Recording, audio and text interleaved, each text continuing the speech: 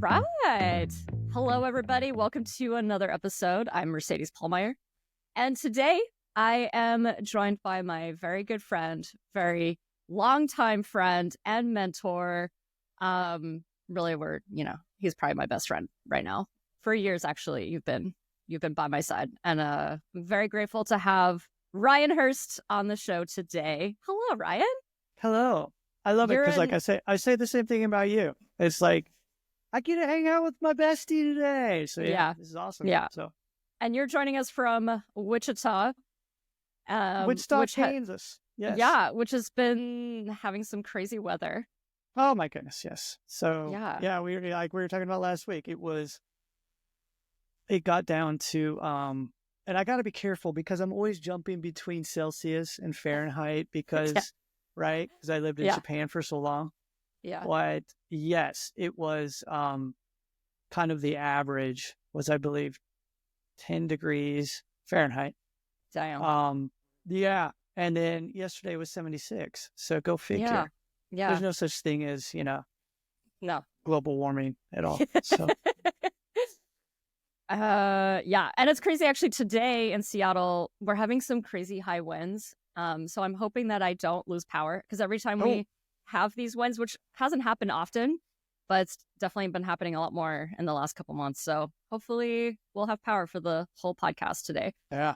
All right. So today what I wanted to talk about was basically how movement has been an influence on you, Ryan, and like your martial arts background, your gymnastics background, and how you have integrated or basically made your life out of movement training. That's basically it, right? Yeah. So for the listeners who don't know, Ryan, he is part of GMB, which is an online like bodyweight training, movement training company. And I personally have gone through his apprenticeship program, which is about a year long, where you learn all of the mechanics of the programs that they offer. And Ryan teaches you how to coach. And I'm going to attribute a lot of my, my in-person, like my personable coaching style to Ryan, asking the right questions. Wow. Yeah. That makes me feel good. Yeah. That apprenticeship program was really awesome and kind of pivotal in my coaching career. So I'm grateful that I went through that program. And I'd really love if you could kind of like share your journey in movement with our listeners today. Absolutely. First, tell us a little bit about you and your background. Movement. Yes, background. Absolutely. As you said, like right now I am in Wichita, Kansas, but moved here it's about 2 years ago with my family so that my kids could learn English and actually experience school here in the United States. They're both in high school right now. But I grew up in Wichita, Kansas, and actually was very into gymnastics at an early age. And I had just the most fabulous coach, Coach Mark Folger, still friends with him. And he actually lives down the street from where I live right now, which is kind of wild. Full circle, right? But I was actually on the gymnastics team, competed, maybe on the team. I wasn't on the team until maybe I was, let's say 8 years old, started gymnastics before that. From 8 until 18, I competed gymnastics. And because I can't sit still, I also did martial arts along with that. And so I would go to gymnastics practice and then I would go to martial arts practice after that. And so I did that for quite a few years. And my interest in the martial arts led me to Japan. And so I went to college here in the United States for just a little bit. And then I transferred over to the northern part of Japan, Niigata, in order to study. I went over as an exchange student. I was only supposed to be there for a little while. Ended up staying, moved in with my martial arts instructor and his family. And it was fabulous. And 1 year turned into 28 years in Japan. And it's funny how that works. But yes, and so really movement in all forms, shapes, sizes is just what I just love it. Like my whole life, it's like I'll see something, and it doesn't matter what it is. It's like, wow, okay, that's cool. How is that person moving? How can they do that? I've just been fascinated with that my entire life. After college, graduating from college, I moved. I got a job down in Osaka, Japan, and I worked at a company for 1 year. It just didn't work for me, and so I only did that for 1 year.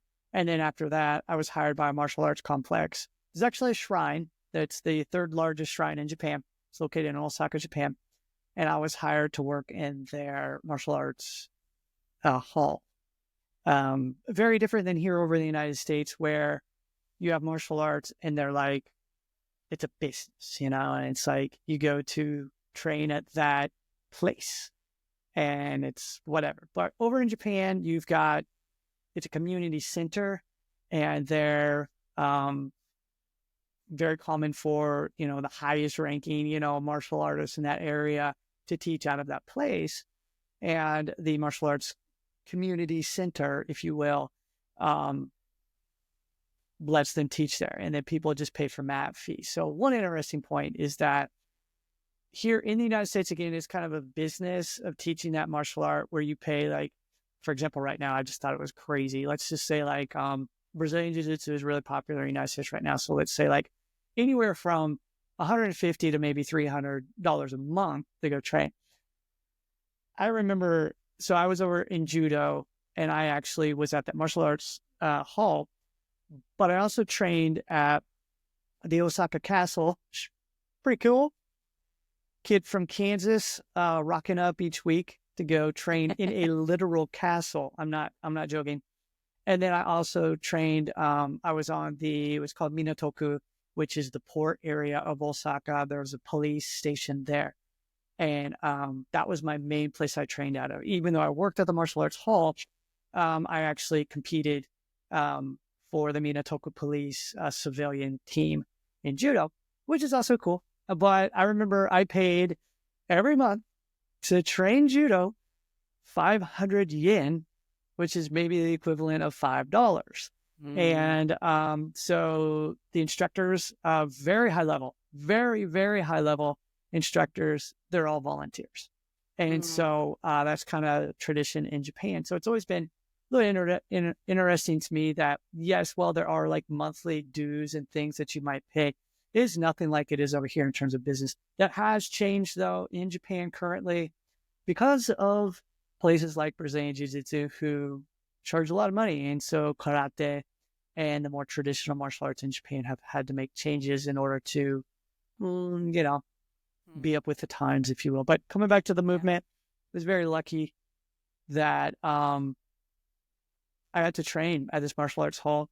I was an interpreter and translator, and I got to sit in on every class.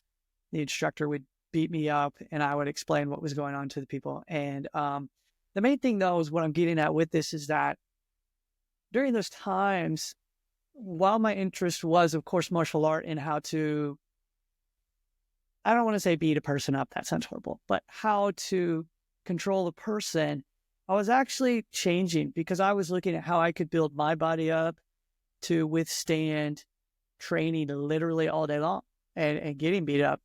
And I really got into joint mobility and mobility in general. And that's kind of where everything really started for me, and going really deep into the study of joint integrity, as well as really what's happening with movement and how that can be applicable, in my case, in the beginning of martial arts, but also how you can use that in order to build a better body, more resilient, adaptable body. So that's really where it started for me in my early 20s.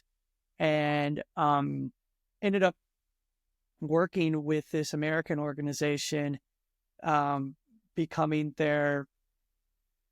I designed the programs. I ended up becoming their head coach, traveling around the world, teaching seminars. This is where I met my two business partners in G&B currently. And so, that's just what it was. And G&B really pretty interesting when it came about. My business partner, Jarlo Ilano, and I were actually at that former organization I was with at a seminar, and I was hoping to teach that seminar. And during one of the breaks, I was farting around doing my thing, and everybody, it was completely different from what I was teaching in the seminar. And people were like, hey, show me how to do that, blah, blah. In the car ride back, it was Jarlo and I driving into Seattle, and he was like, hey, man, you should be teaching that. And I was like, what are you talking about? He's like, no, stop. And so literally in the car ride, that's where the GMB came about. Jarlo thought up the name. Originally Gold Medal Bodies, and the premise was, we're not training to be Olympians. It was, okay, what are you training for? Let's focus on that. So similar to the Olympics, we're all different in that sense that they're different things that we're doing, but how can you create a body that will benefit you for the things that you want to do? The name has changed over the years, and, you know, the style that we teach has changed because we've grown. But the underlying principle, I think, has stayed the same. It's like, how does this serve you? That's really been what it's about. And focusing on the body weight, looking at strength, flexibility, mobility, and control. That's always been what we've been after.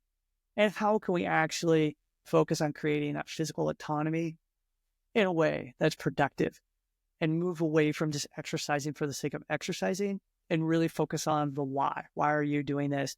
How can this benefit you?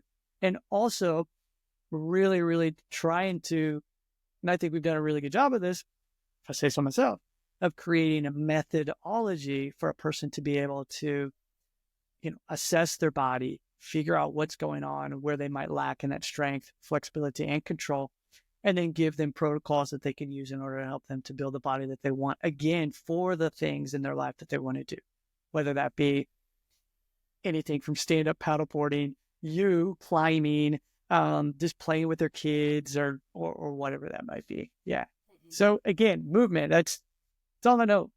That's it. Yeah. And I still continue this day. I'm 52 years old. Still, I teach martial arts 4 days a week. I don't teach for money, by the way. But I teach martial arts 4 days a week in the evenings.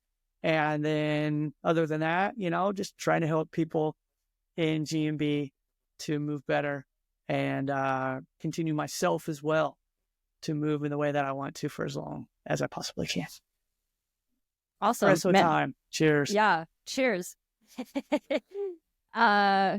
Yeah, I learned some new things about you. That's awesome. Oh, wow. I thought you knew everything about me. Goodness. No, not yet. We don't talk nearly as much as we should. We should. That is true. Yeah. So I did want to this is a hard question, but oh boy, how do you define movement?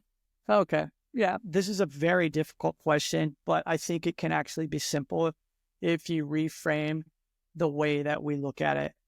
So I believe that movement, there's different ways that you can look at this. We can look at anatomically, we can look at it in terms of, physiology, whatnot, and that's what it is. But movement to me is simply, how do you need your body to work for you for the things that you want to do and need to do? So the reason I bring it up this way is because there are a lot of people who say, oh, let's say they look at me doing a movement and they say, oh, I can't do that. Done. Okay, well, first of all, again, looking at my background from age, let's say 5 years old, I've been basically moving and I haven't stopped. So I'm 52 years old. Okay, so first of all, you're never going to move like me. And I don't mean at the level I'm at. I mean literally the way I move, because my body's different. My experiences are different. My desire is different. But what you can do is move in a way that's good for you. So therefore, movement is simply dependent upon what you need it for and what you want it to be. So this is another reason why in GMB, I never tell a person, oh, these are our standards. You have to be able to do this. No, not at all. It would be nice if you could squat more comfortably. It would be nice if you could get down to the floor and back up off the floor without pain. Okay. But again, it's not a matter of you're a bad person if you can't do this. So movement, I don't think, should be defined as it has to be this or this in terms of what we're after, right? So again, it simply means, well, it just simply is a way of looking at, okay, how do I need to be able to move in order to enjoy my life? Period. So therefore, maybe you don't need the front splits. Maybe you don't need to be able to do a backflip. Majority of people don't need to be able to do a backflip. So, like, it's just a matter of looking at, all right, what do you need? Cool. Let's help you get there. And to me, that's what movement is. My level of movement has always simply been based on how do I want to feel and what I want to be able to do in my activities. Yeah. Awesome. It is a tough question though, because again, there are people out there who would say, oh, well, that's not good movement. That's bad or whatever. And I'm like, okay, but if you're always comparing yourself to another person, then we can argue that, all movement is bad, to be perfectly honest. I mean, that's a whole other rabbit hole we can go down, but yeah, all movement is bad if you really think about it. Yeah. Yeah, we just need to sit on the couch. Yeah, just literally sit on the couch, just put in that IV so you don't ever have to get up to like eat or drink or anything. And oh my God. Chill. I feel like that is the future, man. Oh man. Yeah. Yeah. Yeah. Well, when I got into more movement training, I actually got, so like I worked with you guys. I did a little bit of gymnastics bodies. Yeah. And then I trained with Ido Portal. Yeah. Ido and Portal, like, yeah, it's great. It's very overwhelming. That's like sure. That's because like you're like, oh, all of these things. Do I have to do all of these things in order to be a mover? Like that. I was being sold. Yeah. I was being sold this like identity of like, well, you're only a mover if you can do handstands and like these types of cartwheels and whatever. And that's great marketing. I love that. I think, sorry to interrupt you, but I think it was really good. I mean, if you're really looking to create a community and say, this is what we are and this is what we aren't, then doing something like that, I think is really good.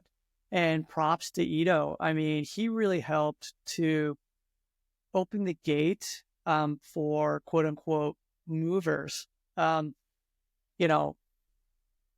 Our little joke, I think you remember this in GMB, is we've never said movers because every time somebody says, oh, I'm a mover, I'm like, well, okay, what moving company do you work for? Can you move my couch or my piano? It's like, that's always in my head because, as I said before, I think we're all movers. We all move our body.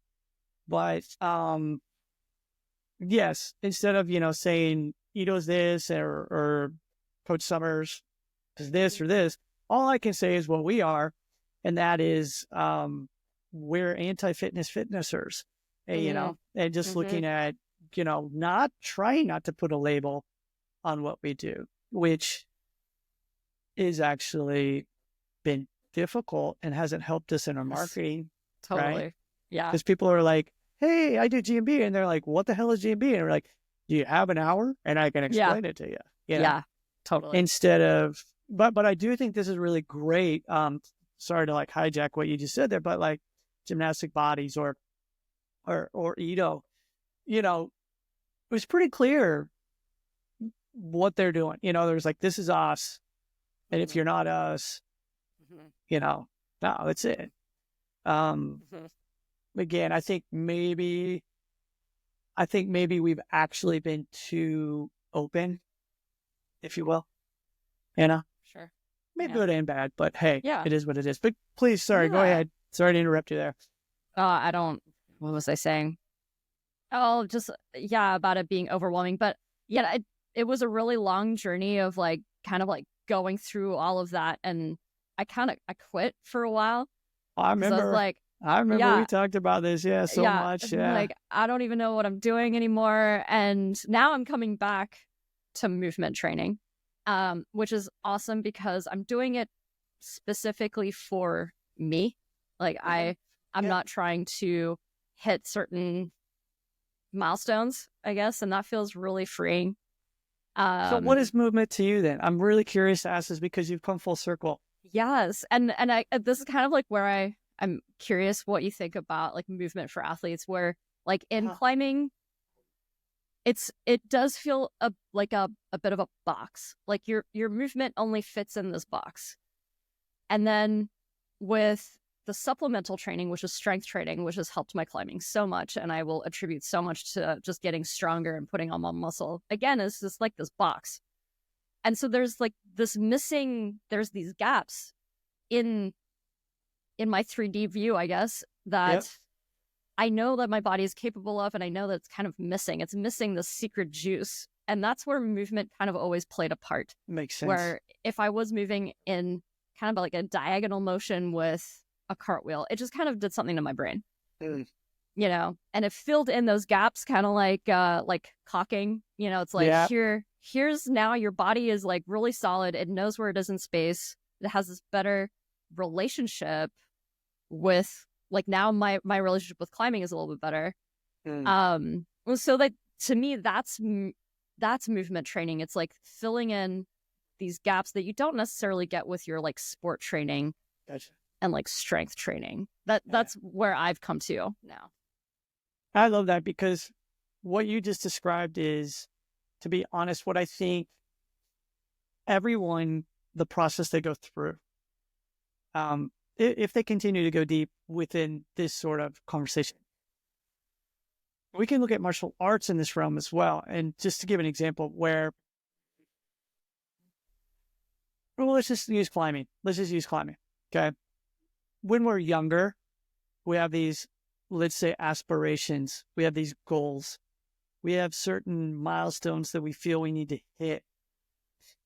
We're focused on those. We're not focused on being a well-rounded climber outside of other things. We're not focused on necessarily, can I do this forever? It's about, I need to get my pinch grips better. I need to, do this. I need whatever in order to get that, 512 or whatever the heck, or, if you're bouldering, whatever you're working on, because that's what matters to you right then. Health to the side, to be perfectly honest. I think what happens though is you start to realize that as you not just get older, but let's say more mature with your climbing, you start to realize that there are these gaps, and that by focusing on these other things, it can help you. But then it's pigeonholed as well, where you start to say, we have strength over here. We have mobility here. We have our climbing here. We have our, I don't even know, breathing here or whatever. And they're separate. But then I think the next phase is what you see as you get older. And this is really why right now, I think, the past few years for me, it's been a lot of fun, is you realize it's all the same. It's literally all the same. So I don't see moving, strength, breathing, everything as separate at all. So when I'm doing my martial art, I'm literally, everything is in there. So the thing though is having the experiences, failing, difficulties, challenges that actually help you and lead you to that understanding and actually being open to it. And I think a lot of times what happens is our ego gets in the way of us thinking that it has to be one way, without understanding that, no, it's just the way that you choose it to be. And then saying, okay, well, what do I need to work on? Okay, cool, I need to work on this. But then also not going down the rabbit hole of thinking that you have to do a gazillion things in order to make it work. And so, to give an example with me right now, this year has been literally, what can I cut out that's not serving me, but still allows me to do the thing at the level I want to be able to do. So it's kind of like you have to explore to find all these different things. And you're, it's like, oh, I want to do this and this and this and this and this. I think that's really important. Let's say in your middle stage of whatever you're doing. But then once you get to a certain stage, I think you realize, again, it's all the same. And you find those things and you realize, I don't actually have to do all that stuff. And you don't miss it, is what I'm trying to say. I know I'm kind of going off on a bit of a tangent, but basically what I'm saying, it's funny. It reminds me of like, okay, Bruce Lee, when he was like, you know, in the beginning, not even Bruce Lee, this is like way before, but in the very beginning of Punch, and you're working on a punch, and you do this punch, and you're just doing a single punch, and you do thousands and thousands of it, and then later you learn all these different punches, and then you come back and realize it's just a freaking punch, and it's literally the same. It's just that the mechanics, the way you use your body, in the way that you use it, allows you to understand that it's always been there. You just haven't understood what's going on. And so I guess what I'm saying is, again, the older I get, the more I want to simplify to just focus on the things that I know will serve me for literally the rest of my life, and not worry about all the other new fad, Instagram, blah, blah, that's coming out, And a lot of people might think that's boring, but I'm like, I love it. So you don't have FOMO?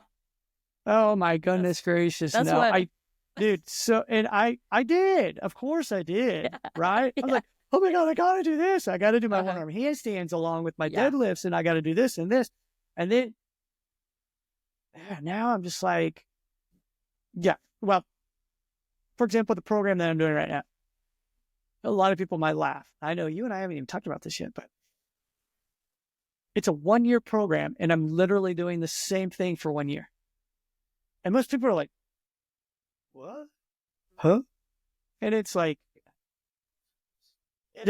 it changes in the sense that the volume or the actual variation of the movement might change slightly as it gets better, but it's literally the same thing that I'm doing Monday through Friday.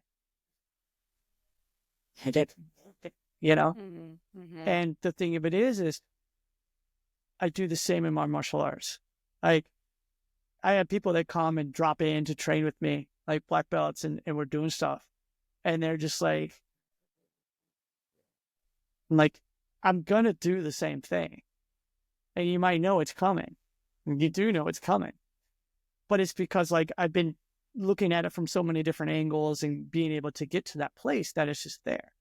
So it's not like, oh, this happened, so therefore I have to learn a completely new thing in order to make this. No, it's not. And I think in our movement practice, I think it's the same thing. A lot of different stuff we could do. So much stuff. I mean, you know that.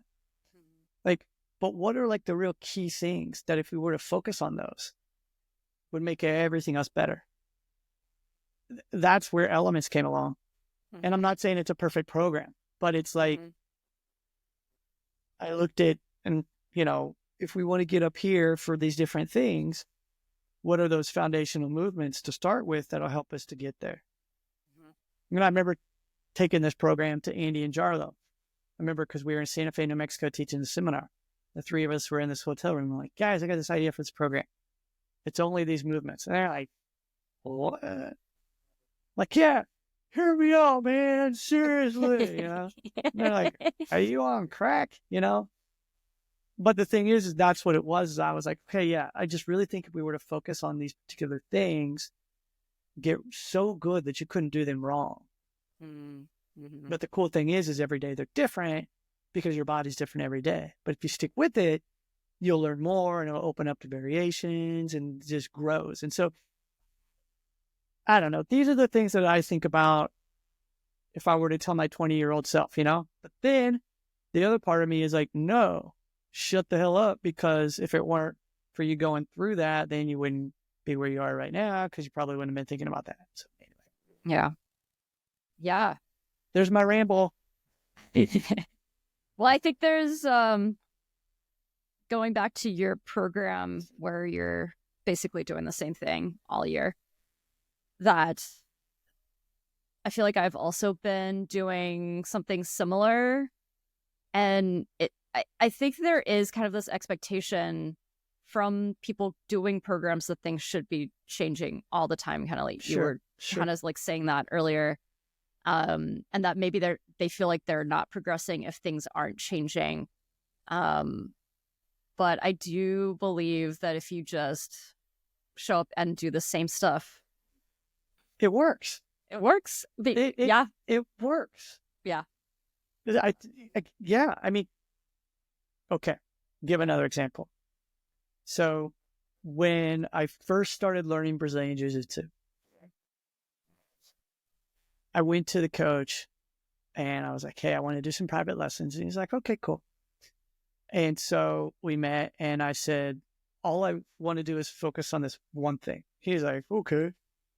And literally for an hour and a half, we literally just did one thing. And the next private lesson, he's like, okay, so what do you want to do? Well, this month, I'm only doing that one thing. And he was like, okay. And that's what I literally did. For 5 years, each month, all I had was a single theme based upon the previous thing.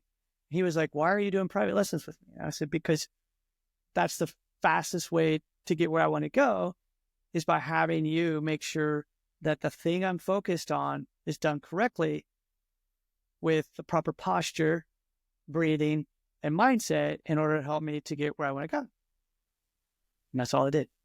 And I think that my personal opinion, there's too much out there, in my opinion. Not that it's bad. It's just that I think one of the unfortunate things is that there's almost too much stuff out there because people expect to see new things. And because we have to grow our social media account, you have to show new things in order to get other people in there to check out the thing to show you the actual thing that's going to work. Mm. And it drives me up a wall. Mm-hmm. But let's be honest. If I were to just literally post like, hey, just do this for like 3 months. Done. I mean, people are just going to be like, okay, great, thanks. I'm going to go do this too. You know what I mean? Yeah. And so it's tough. But I do think that it's a matter of understanding once you understand what your body needs and you were to just do that thing, whatever that thing might be, you're going to see improvements. You're going to see improvements if you stick with it. If you stick with something, you're going to see improvements. And the problem is that us as humans tend to be bored and look for the next thing. And it was our survival. It's helped us to survive throughout the years. It makes sense why this is. You know, the sparkly, shiny thing helped us to find food, right?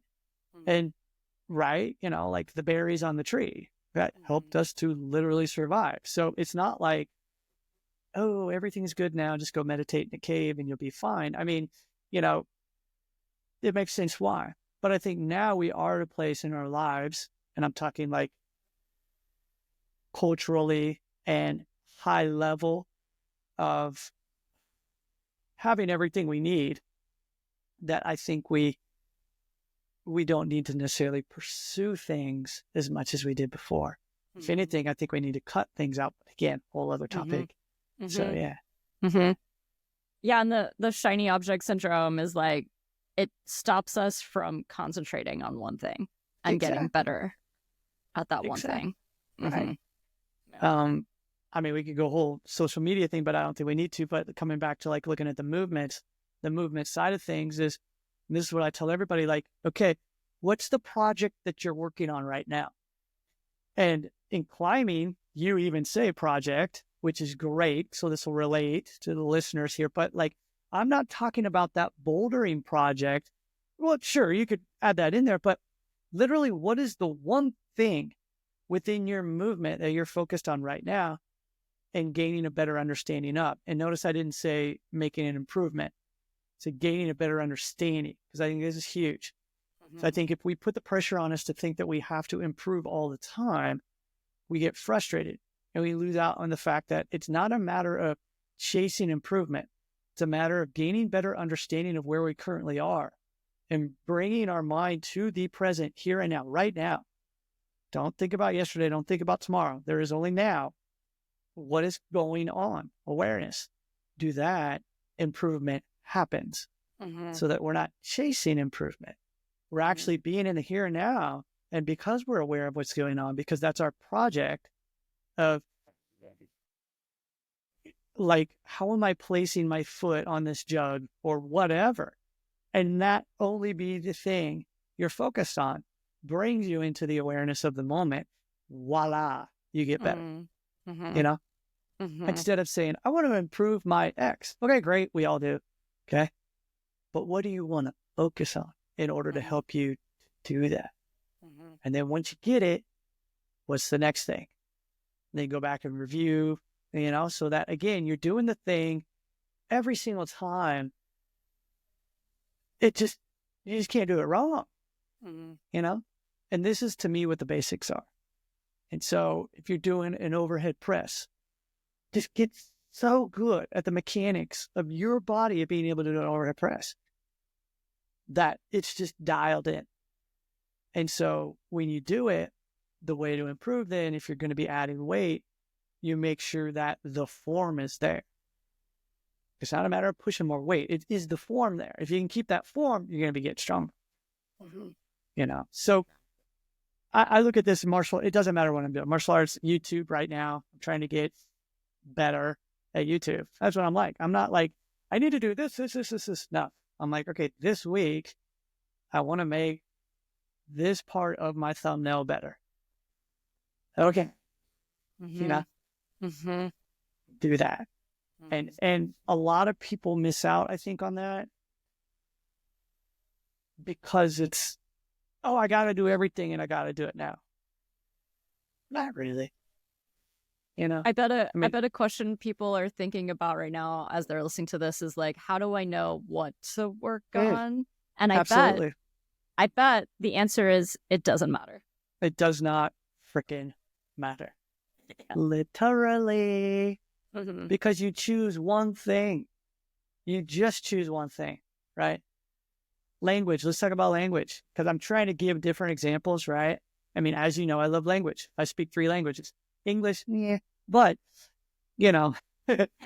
language is huge for me. I just love it. I speak multiple dialects of Japanese. I love Spanish. The thing is, though, if you were to try to learn a language from day one and think that you need to focus on, I got to work on my grammar, I got to work on my speaking, my writing, my listening. Sorry, ain't going to happen. Okay? Forget that. Seriously, just pick one thing and decide to just go, you know what? I'm just going to do this right now. And just sit with it. You're going to improve. It might not be as fast as you hope, but the thing is like anything, if you're trying to do multiple things all at once, then nothing is going to be good. But if you focus on one single thing, just pick one, do that, get really, really good at it. Cool, you're really good at it. Now you just go to the next thing, okay? You're actually going to get there faster, whatever that thing might be, than trying to do multiple things all at once. And so it's like multitasking, right? And I just always bring everything back to being aware. I mean, this is my Zen Buddhism for you, right? Which, I just studied for years. But it's like, I struggle with that as well. When I'm hanging out with you, I'm hanging out with you. I'm not looking at my phone, which drives me crazy when I'm talking to somebody and they have their phone. And, but yes, pick one thing. It really doesn't matter. And the other thing is this, right? You and I both know. You'll pick that one thing and you'll start working on it. You'll find what you need to work on next because it will appear. Because you'll realize, you're like, we're working on this thing right now. And all of a sudden you realize, oh man, this is not great either. Don't jump to that thing. Continue to work on this thing. Just write it down. Maybe have it on your list to work on next or whatever. It's like when people ask in GMB, like, what program should I do next? They're pretty surprised a lot of the times when I say, well, what do you feel like doing? Hurst, like, I don't know. I'm like, well, you do have that in you. What do you feel like doing? Do that. Do that. So something that I don't remember who said this, but the way to get great at something is to choose something that interests you and then pay attention. And I was like, oh, that's kind of cool. Mm-hmm. Choose something that interests you and pay attention. Don't, there's no study or anything like that. Yeah, you'll end up studying. But like me with languages, like I don't actually study languages. Like I'm just so interested in like, oh, what's that? Oh, what's that? Oh, okay, cool. And that's pretty much like back in my days in martial arts and learning more about joints and things like that. That's what it was. I mean, of course, I need to crack open the, anatomy books and go through those, but it's because I was interested and I was paying attention to what was going on. I didn't consider it studying because I enjoyed it, if that makes sense. Mm-hmm. Mm-hmm. So I think if we look at our projects in that way, I think it's the same. Mm-hmm. Again, bouldering, like, okay, cool. I'm interested in getting this particular whatever. All right, cool. You have to pay attention. You're not just going to blindly go and jump on, the crag and just go, hey, here we go, rock it on. I mean, right? I mean, if you could do that, it's pretty cool. But I mean, I'm no Chris Sharma or anything. So, I mean, it's like, okay, you got to pay attention to each and every little thing that's going on. And so I think that this is another way why I think climbing is so cool, because you cannot focus on anything else in the world when you're climbing. Mm-hmm. It is literal meditation. Mm-hmm. This is another reason why I like martial arts, because when someone is on top of you trying to either punch you in the face or choke you out, you're not going, oh man, I really need to. No, literally there's no time for that. You're like just right there. Now the problem is that we tend to turn our brains off on the other things. Mm-hmm. The other things that are actually really important in our life. Like communicating better with our partners. Like literally, it's just paying attention. Mm-hmm. I'm guilty of it. My wife, are you listening to me? Oh yeah, absolutely. I have no idea what she just said, right? You got to play it off. Okay. We all do it, right? So again, when I say this stuff, please understand I am nowhere near like Buddha level. Like I'm still learning. I struggle a lot. Okay. Mm-hmm. But these are the things that I think of. And I think similar to you, I think thanks to the fact that we teach and we've had to struggle to see how to become a better teacher, what helped us is because we paid attention to where people were struggling and we had to work on finding those answers. And so I think that if we can do that with ourselves as well, that that's how we can improve. So yeah, more awesome. espresso. Yeah. Yeah. Yeah. Cheers. Cheers. Well, I think this is a good place to stop. I'm going to have a sip of espresso as well. It's still morning here. Yeah. But, yeah. Yeah. Again, I rambled forever, but you're used to that because it's all good. It's me. So yeah. No, it was wonderful. And, yeah, we'll have you back on soon because there's a bunch of other things I want to chat about. But thank you so much, Ryan. That was awesome. Take care. Yeah. And thanks everybody for listening. And we'll catch you in the next one. Bye.